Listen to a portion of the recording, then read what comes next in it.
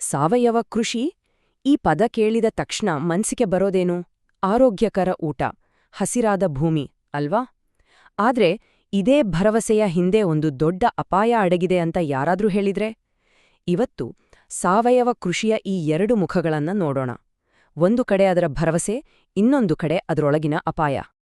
ಹೌದು, ಸಾಮಾನ್ಯವಾಗಿ ಎಲ್ಲರೂ ಅಂದುಕೊಳ್ಳೋದು ಇದನ್ನೇ: ಶುದ್ಧವಾದ ಆಹಾರ, ಆರೋಗ್ಯಕರವಾದ ಭೂಮಿ ಮತ್ತೆ ರೈತರಿಗೆ ಸಮೃದ್ಧಿ.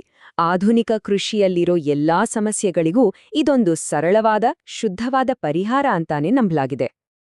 ಆದ್ರೆ ಸಾವಯವ ಕೃಷಿಯೇ ನಿಜವಾಗ್ಲೂ ಅಂತಿಮ ಪರಿಹಾರನಾ? ಈ ದೃಷ್ಟಿಕೋನ ನಿಜಕ್ಕೂ ಪೂರ್ತಿ ಚಿತ್ರಣವನ್ನ ಕೊಡ್ತಾ ಇದ್ಯಾ? ಯಾಕಂದ್ರೆ ನಾವು ಮುಂದೆ ನೋಡ್ತಾ ಹೋಗ್ತೀವಿ, ಈ ಸುಸ್ಥಿರ ಆಹಾರದ ದಾರಿ ಇದೆಯಲ್ಲ, ಇದು ಇವತ್ ನಡೀತಾ ಇರೋ ಅತಿ ದೊಡ್ಡ ಚರ್ಚೆಗಳಲ್ಲಿ ಒಂದು. ಹಾಗಾದ್ರೆ ನಿಜವಾದ ಸತ್ಯ ಯಾವುದು? ಬನ್ನಿ ಇದರ ಆಳಕ್ಕೆ ಇಳಿದು ನೋಡೋಣ. ಇವತ್ತಿನ ನಮ್ಮ ಚರ್ಚೆಯ ಹಾದಿ ಹೀಗಿದೆ. ಮೊದಲು ಸಾವಯವ ಕೃಷಿಯ ಬಗ್ಗೆ ಜನಪ್ರಿಯವಾಗಿ ಏನನ್ನು ನಂಬಲಾಗಿದೆಯೋ ಆ ಭರವಸೆಯನ್ನ ನೋಡೋಣ. ಆಮೇಲೆ ಅದನ್ನ ಯಶಸ್ವಿಗೊಳಿಸಲು ಬಳಸುವ ಕೆಲವು ಸ್ಮಾರ್ಟ್ ಟೆಕ್ನಿಕ್ಸ್ಗಳ ಬಗ್ಗೆ ತಿಳ್ಕೊಳ್ಳೋಣ. ಕೊನೆಗೆ ಇದೆಲ್ಲದರ ಅಡಿಪಾಯವನ್ನೇ ಪ್ರಶ್ನೆ ಮಾಡುವಂತಹ ಒಂದು ಬಹಳ ಗಟ್ಟಿಯಾದ ಪ್ರತಿವಾದವನ್ನ ನಿಮ್ ಮುಂದೆ ಇಡ್ತೀವಿ. ಸರಿ, ಮೊದಲು ಸಾವಯವ ಕೃಷಿಯ ಭರವಸೆ ಅಂದ್ರೆ ಏನು ಅಂತ ಅರ್ಥ ಮಾಡ್ಕೊಳ್ಳೋಣ. ಇದರ ಮೂಲ ತತ್ವ ತುಂಬಾನೇ ಸರಳ. ಪ್ರಕೃತಿಯ ವಿರುದ್ಧ ಹೋರಾಡೋದಲ್ಲ, ಬದಲಿಗೆ ಪ್ರಕೃತಿಯ ಜೊತೆ ಸೇರಿ ಕೆಲಸ ಮಾಡೋದು. ಅಂದ್ರೆ ಕೆಮಿಕಲ್ಸ್ ಬಳಸೋ ಬದಲು ನೈಸರ್ಗಿಕವಾದ ಪ್ರಕ್ರಿಯೆಗಳನ್ನೇ ಬಳಸೋದು ಇದರ ಮುಖ್ಯ ಗುರಿ. ಈ ತತ್ವವನ್ನ ಬರೀ ಮಾತಲ್ಲಿ ಹೇಳಿದ್ರೆ ಸಾಲದು, ಅದನ್ನ ಕಾರ್ಯರೂಪಕ್ಕೆ ತರಬೇಕಲ್ವಾ? ಅದಕ್ಕಾಗಿಯೇ ಮಾರ್ಕೆಟ್ ಗಾರ್ಡನಿಂಗ್ ಅನ್ನೋ ತರದ ಕೆಲವು ತುಂಬಾನೇ ಬುದ್ಧಿವಂತ ವಿಧಾನಗಳು ಹುಟ್ಟುಕೊಂಡಿವೆ. ಇವು ಎಂಥ ಸಿಸ್ಟಮ್ಸ್ ಅಂದ್ರೆ ಚಿಕ್ಕ ಜಾಗವನ್ನ ಕೂಡ ತುಂಬಾನೇ ಹೆಚ್ಚು ಉತ್ಪಾದನೆ ಬರೋ ಹಾಗೆ ಸುಸ್ಥಿರವಾಗಿ ಬದಲಾಯಿಸ್ಬಿಡುತ್ತೆ. ನೋಡಿ, ಇದರ ಹಿಂದಿನ ಐಡಿಯಾ ಇಷ್ಟೇ: ಸುಮ್ನೆ ಕಷ್ಟಪಟ್ಟು ದುಡಿಯೋದಲ್ಲ, ಸ್ಮಾರ್ಟ್ ಆಗಿ ಕೆಲಸ ಮಾಡೋದು. ಇದರಲ್ಲಿ ನೋಟೆಲ್ ಫಾರ್ಮಿಂಗ್ ಅಂದ್ರೆ ಉಳುಮೆ ಮಾಡದೇ ಇರೋದು, ಜೈವಿಕ ತೀವ್ರ ಅಂತರ ಅಂದ್ರೆ ಗಿಡಗಳನ್ನ ಹತ್ರತ್ರ ಬೆಳೆಸೋದು, ಹೀಗೆ ಶಾಶ್ವತ ಮಡಿ ವ್ಯವಸ್ಥೆ, ಕೀಟನಾಶಕ ಇಲ್ದೆ ಕೀಟಗಳನ್ನ ಕಂಟ್ರೋಲ್ ಮಾಡೋದು, ಹನಿ ನೀರಾವರಿ, ಈ ಎಲ್ಲಾ ತಂತ್ರಗಳು ಮಣ್ಣಿನ ಆರೋಗ್ಯವನ್ನು ಕಾಪಾಡುತ್ತೆ, ಜೊತೆಗೆ ಇರೋ ಜಾಗವನ್ನ ಗರಿಷ್ಠವಾಗಿ ಬಳಸ್ಕೊಳ್ಳುತ್ತೆ. ಈ ವಿಧಾನಗಳ ಜಾಣ್ಮೆಗೆ ಒಂದು ಒಳ್ಳೆ ಉದಾಹರಣೆ ಅಂದ್ರೆ ಈ ಹಳೆಯ ಬೀಜಮಡಿ ತಂತ್ರ. ಇದು ಹೇಗ್ ಕೆಲಸ ಮಾಡುತ್ತೆ ಅಂದ್ರೆ, ಮೊದಲು ಬೆಳೆ ಹಾಕೋಕೆ ಜಾಗ ರೆಡಿ ಮಾಡ್ತಾರೆ. ಆದ್ರೆ ತಕ್ಷಣ ಬೆಳೆ ಹಾಕಲ್ಲ, ಬದಲಿಗೆ ಮಣ್ಣಲ್ಲಿರೋ ಕಳೆ ಬೀಜಗಳು ಮೊಳಕೆ ಹೊಡೆಯೋಕೆ ಕೆಲವು ವಾರ ಬಿಡ್ತಾರೆ.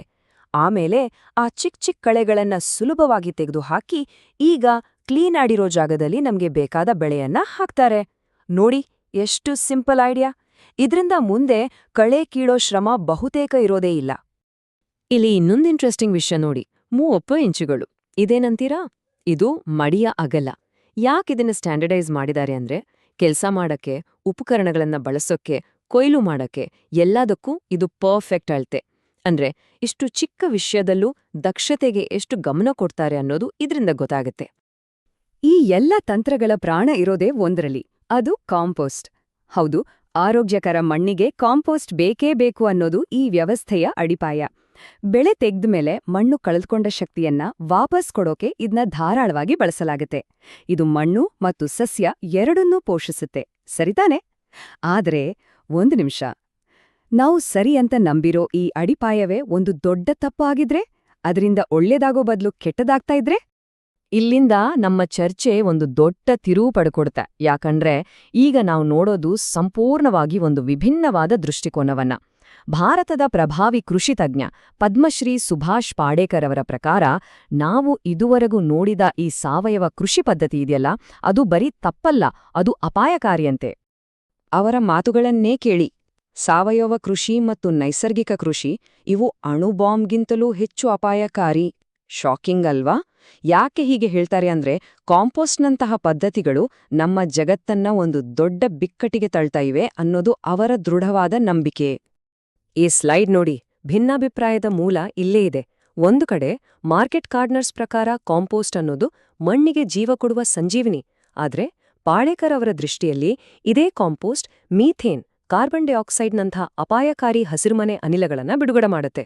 ಅಷ್ಟೇ ಅಲ್ಲ, ಒಂದ್ ಕಡೆ ಇದು ಆರೋಗ್ಯಕರ ಬೆಳೆಗೆ ಅಡಿಪಾಯ ಅಂತ ಹೇಳಿದ್ರೆ, ಪಾಳೇಕರ್ ಹೇಳ್ತಾರೆ ಇದು ಕ್ಯಾಡ್ಮಿಯಂ, ಆರ್ಸೆನಿಕ್, ಸೀಸದಂತಹ ವಿಷಕಾರಿ ಲೋಹಗಳನ್ನ ನಮ್ಮ ಆಹಾರ ಸರಪಳಿಗೆ ಸೇರಿಸುತ್ತೆ ಅಂತ. ಅಂದ್ರೆ ಒಬ್ರು ಅಮೃತ ಅಂತಿರೋದನ್ನ ಇನ್ನೊಬ್ರು ವಿಷ ಅಂತಿದ್ದಾರೆ. ಹಾಗಾದ್ರೆ ಪಾಳೇಕರ್ ಅವರ ಮುಖ್ಯವಾದ ವಾದಗಳು ಏನೇನು? 1. ಗೋ ಆಧಾರಿತ ಮತ್ತು ಸಾವಯವ ಕೃಷಿ ವಿಧಾನಗಳು ಗ್ಲೋಬಲ್ ವಾರ್ಮಿಂಗ್ನ ಜಾಸ್ತಿ ಮಾಡ್ತವೆ. 2. ಕಾಂಪೋಸ್ಟ್ ಮತ್ತು ಗೊಬ್ಬರದ ಬಳಕೆಯಿಂದ ನಮ್ಮ ಆಹಾರ ವಿಷಕಾರಿ ಲೋಹಗಳಿಂದ ಕಲುಷಿತವಾಗ್ತಾ ಇದೆ. 3. ನಾವು ಪ್ರಗತಿ ಅಂತ ಕರೆಯೋ ಹಸಿರು ಕ್ರಾಂತಿ ಇದೆಯಲ್ಲ, ಅದೊಂದು ದೊಡ್ಡ ಪಿತೂರಿ. ಮತ್ತು 4. ಬೇರೆಯವರು ಹೇಳ್ಕೊಡೋ ನೈಸರ್ಗಿಕ ಕೃಷಿ ಅನ್ನೋದು ಅವರ ಚಿಂತನೆಯ ತಪ್ಪು ವ್ಯಾಖ್ಯಾನ ಮತ್ತು ಅದೂ ಕೂಡ ಅಪಾಯಕಾರಿ ಅನ್ನೋದು ಅವರ ವಾದ. ಅವರ ಈ ಮಾತುಗಳನ್ನ ಅರ್ಥ ಮಾಡ್ಕೋಬೇಕು ಅಂದ್ರೆ ನಾವು ಸ್ವಲ್ಪ ಇತಿಹಾಸದ ಪುಟಗಳನ್ನ ತಿರುವಿ ಹಾಕಬೇಕು. ಪಾಳೇಕರ್ ಅವರ ಪ್ರಕಾರ ಇವತ್ತಿನ ಎಲ್ಲಾ ಸಮಸ್ಯೆಗಳ ಮೂಲ ಇರೋದು 20ನೇ ಶತಮಾನದಲ್ಲಿ ನಡೆದ ಹಸಿರು ಕ್ರಾಂತಿಯಲ್ಲಿ. ಅವರ ಪ್ರಕಾರ ಅದೊಂದು ಕ್ರಾಂತಿಯೇ ಅಲ್ಲ, ಅದೊಂದು ಪೂರ್ವಯೋಜಿತ ಪಿತೂರಿ. ಈ ಪಿತೂರಿ ಹೇಗೆ ಕೆಲಸ ಮಾಡ್ತು ಅಂತ ಅವರು ವಿವರಿಸೋದು ಹೀಗೆ. ಸ್ಟೆಪ್ 1. ರೈತರು ಪ್ರತಿ ವರ್ಷ ಖರೀದಿಸಲೇಬೇಕಾದ ಹೈಬ್ರಿಡ್ ಬೀಜಗಳನ್ನ ಪರಿಚಯಿಸೋದು. ಸ್ಟೆಪ್ 2. ಆ ಬೀಜಗಳಿಗೆ ರಾಸಾಯನಿಕ ಗೊಬ್ಬರ ಹಾಕಿದ್ರೆ ಮಾತ್ರ ಇಳುವರಿ, ಸೊ ರೈತರು ಅದನ್ನೂ ಖರೀದಿಸಬೇಕು. ಸ್ಟೆಪ್ 3. ಈ ಗೊಬ್ಬರ ಗಿಡದ ನೈಸರ್ಗಿಕ ರೋಗ ನಿರೋಧಕ ಶಕ್ತಿಯನ್ನ ಕಡಿಮೆ ಮಾಡುತ್ತೆ, ಹಾಗಾಗಿ ಕೀಟನಾಶಕ ಬೇಕೇ ಬೇಕು. ಸ್ಟೆಪ್ 4. ಈ ಗೊಬ್ಬರದಿಂದ ಮಣ್ಣು ಗಟ್ಟಿಯಾಗುತ್ತೆ, ಆಗ ಎತ್ತುಗಳಿಂದ ಉಳುಮೆ ಮಾಡಕ್ಕೆ ಆಗಲ್ಲ, ಸೊ ಟ್ರ್ಯಾಕ್ಟರ್ ಖರೀದಿಸಲೇಬೇಕು. ನೋಡಿ, ಇದು ಜಗತ್ತಿಗೆ ಊಟ ಹಾಕೋ ಯೋಜನೆ ಆಗಿರ್ಲಿಲ್ಲ, ಬದಲಿಗೆ ರೈತರನ್ನ ಒಂದು ಅವಲಂಬನೆಯ ಚಕ್ರದಲ್ಲಿ ಸಿಕ್ಕಿಸಿ ಅವರಿಂದ ಸಂಪತ್ತನ್ನ ಹೀರುವ ಒಂದು ವ್ಯವಸ್ಥಿತ ಪ್ಲಾನ್ ಆಗಿತ್ತು ಅನ್ನೋದು ಅವರ ವಾದ. ಹಸಿರು ಕ್ರಾಂತಿಯಿಂದ ದೇಶ ಸ್ವಾವಲಂಬಿ ಆಗತ್ತೆ ಅನ್ನೋ ಭರವಸೆ ಏನಾಯ್ತು? ಪಾಳೇಕರ್ ಅವರು ಅದಕ್ಕೆ ಸಾಕ್ಷಿಯಾಗಿ ಇವತ್ತಿನ ಭಾರತದ ಆಹಾರ ಆಮದು ಅಂಕಿಅಂಶಗಳನ್ನ ಮುಂದಿಡ್ತಾರೆ.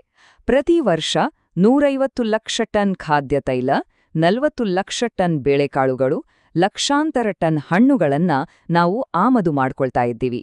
ಇಳುವರಿ ಜಾಸ್ತಿಯಾಯ್ತು ಅಂತ ಹೇಳಿದ್ರೂ ದೇಶ ಇವತ್ತಿಗೂ ಆಹಾರಕ್ಕಾಗಿ ಬೇರೆ ದೇಶಗಳ ಮೇಲೆ ಅವಲಂಬಿತವಾಗಿದೆ ಅನ್ನೋದು ಅವರ ವಾದದ ತಿರುಳು. ಸೊ ಈಗ ನಾವು ಎಲ್ಲಿಗ್ ಬಂದು ನಿಂತಿದ್ದೀವಿ? ನಮ್ಮುಂದೆ ಕೃಷಿಯ ಭವಿಷ್ಯದ ಬಗ್ಗೆ 2 ತುಂಬಾನೇ ಶಕ್ತಿಶಾಲಿಯಾದ ಆದ್ರೆ ಒಂದಕ್ಕೊಂದು ಸಂಪೂರ್ಣವಾದಿ ವಿರುದ್ಧವಾಗಿರುವ ದಾರಿಗಳಿವೆ. ಈ 2 ವಾಸ್ತವಗಳನ್ನ ಸಮನ್ವಯಗೊಳಿಸೋದು ಹೇಗೆ? ಒಂದು ಕಡೆ ಮಾರ್ಕೆಟ್ ಗಾರ್ಡನಿಂಗ್ ತಂತ್ರಜ್ಞಾನ. ಇದರ ಗುರಿ ಮನುಷ್ಯನ ಜಾಣ್ಮೆ ಮತ್ತು ಉಪಕರಣಗಳನ್ನ ಬಳಸಿ ಪ್ರಕೃತಿಯ ವ್ಯವಸ್ಥೆಯನ್ನ ಇನ್ನೂ ಉತ್ತಮಗೊಳಿಸೋದು. ಇನ್ನೊಂದು ಕಡೆ ಸುಭಾಷ್ ಪಾಳೇಕರ್ ಅವರ ತತ್ವಶಾಸ್ತ್ರ. ಇದರ ಗುರಿ ಯಾವುದೇ ಹೊರಗಿನ ವಸ್ತುಗಳ ಸಹಾಯವಿಲ್ಲದೆ ಪ್ರಕೃತಿ ತನ್ನಷ್ಟಕ್ಕೆ ತಾನೇ ಹೇಗೆ ಕೆಲಸ ಮಾಡುತ್ತೋ ಆ ವ್ಯವಸ್ಥೆಯನ್ನೇ ಮರುಸೃಷ್ಟಿ ಮಾಡೋದು.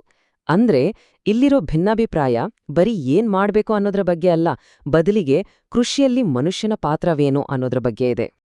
ನೋಡಿ, ತಜ್ಞರೇ ಇಷ್ಟೊಂದು ತೀವ್ರವಾಗಿ ಭಿನ್ನಾಭಿಪ್ರಾಯ ಹೊಂದಿರುವಾಗ ನಾವು ನಮ್ಮ ತಟ್ಟೆಗೆ ಬರುವ ಆಹಾರವನ್ನ ಹೇಗೆ ಆಯ್ಕೆ ಮಾಡ್ಕೋಬೇಕು? ಇದು ಬರೀ ತಜ್ಞರ ನಡುವಿನ ಚರ್ಚೆ ಅಷ್ಟೇ ಅಲ್ಲ, ಇದು ನಮ್ಮೆಲ್ಲರ ಆರೋಗ್ಯ ಮತ್ತು ನಮ್ಮ ಭೂಮಿಯ ಭವಿಷ್ಯದ ಮೇಲೆ ನೇರವಾದ ಪರಿಣಾಮ ಬೀರುತ್ತೆ. ಹಾಗಾದ್ರೆ ಈ ದೊಡ್ಡ ಪ್ರಶ್ನೆಗೆ ಉತ್ತರ ಏನು?